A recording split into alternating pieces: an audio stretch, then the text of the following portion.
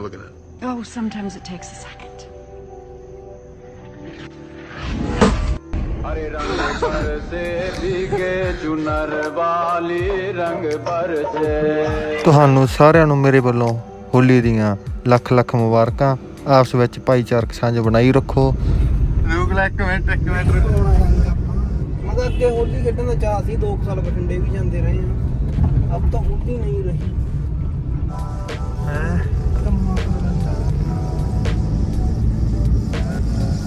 ਉਹ ਗੱਲ ਕਾਹਨੂੰ ਬਣਦੀ ਹੈ ਯਾਰ। ਅੱਗੇ ਘਰੋਂ ਨਹੀਂ ਫੋਨ ਆਉਂਦਾ ਸੀ, ਹੁਣ ਕੰਮ ਕਾਰ ਨੂੰ ਫੋਨ ਵੱਧ ਆ ਜਾਂਦੇ ਆ। ਨਹੀਂ ਦੋਸਤ,